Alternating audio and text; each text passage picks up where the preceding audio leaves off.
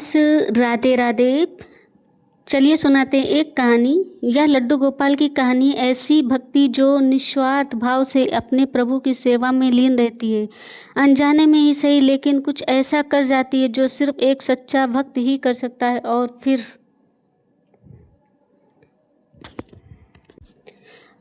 कमल किशोर का मित्र एक साथ वृंदावन से एक दिन बहुत सुंदर लड्डू गोपाल स्वयंरूप अत्यंत मनमोहक था साथ लेकर आया। जब उसके मित्र की दुकान पर बैठा तो गोद में लड्डू गोपाल की प्रतिमा को एक हाथ में लड्डू और उसका यह बाल स्वरूप देखकर बहुत अद्भुत और सुंदर लग रहा था। कृष्ण जी के इस मनमोहक स्वयंरूप के पीछे एक सच्ची कहानी है। आइए जानते हैं श्री कृष्ण का नाम लड्डू गोपाल कैसे पड़ा। सबसे प्यारा सावला सलोना मेरा लड्डू गोपाल। श्री कृष्ण बाल यानी लड्डू गोपाल की सूरत देखते ही भक्ति के मुख में ये बात निकलती है कि यह घर में लड्डू गोपाल रखकर सेवा करने वाले लोग तो लड्डू गोपाल के एक प्रकार के लगाव होने लगता है।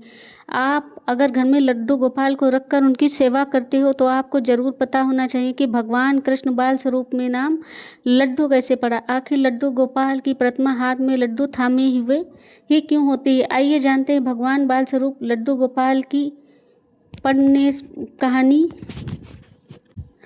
श्री कृष्ण ने भक्ति भोलेपन को देखकर धारण किया बाल स्वरूप।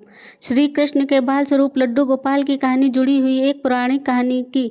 ब्रज की भूमि पर श्री कृष्ण परम भक्ति कुंभन दास के साथ रहते थे। कुंभन दास हमेशा ठाकुर जी के भक्त में लीन रहता था। कुंभन दास एक बेटा था रघुनंदन बहुत सरल और भोला था। एक दिन कुंभन दास ने एक नगर में कृष्ण की कीर्तन करने वाले को बुलाया। कुंभन दास पहले तो अपने कृष्ण भक्त को छोड़कर नहीं जाना चाहता था, लेकिन फिर समझने बुझने पर कुंभन दास का मन मान गया और कीर्तन करने के लिए चला जाता।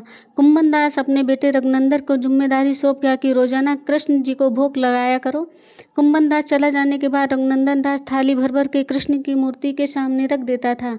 रघुनंदन इतने भोले थे कि उनको कृष्ण स्वयं हाथों से खाना खाएंगे, लेकिन थाली यूं ही भरी रहती थी। यह देखकर रघुनंदन रोने लगा और रो रो कर खाना खाने की प्रार्थना करने लगा। यह देखकर कृष्ण जी का बाल स्वरूप धारण किया और थाली का भोजन खत्म कर दिया। इसके बाद कुंभन दास घर वापस लौटे तो बेटे को भोग लगाया हुआ प्रसाद मांगा। रघुनंदन ने बड़े भोलेपन से कहा, ठाकुर जी ने तो सारा प्रसाद खा लिया। यह सुनकर कुंभन दास को लगा कि शायद उसका बेटा सारा भोजन खा गया है और झूठ बोलकर बचना चाहता है। इसी तरह कुंभन दास ने जब कीर्तन करने जाता तो बेटे को कृष्ण के भोग के लिए कहता, रोजाना भोग का प्रसाद नहीं बचता, और रघुनंदन को बात बताता सारे कृष्ण जी ने खा लिया। इसके बाद कुंभन दास ने लड्डू बनाकर भोले की थाली में रख दिया और रघुनंदन दास से भोग लगाने के लिए कहा।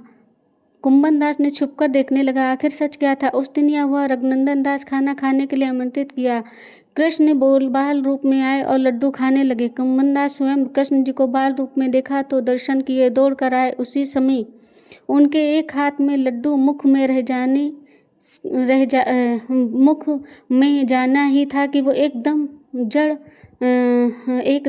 जड़ हो गया। और इस घटना के बाद इसी घटना को इनके रूप में पूजा जाता है और कृष्ण के बाल स्वरूप लड्डू गोपाल कहा जाने लगा।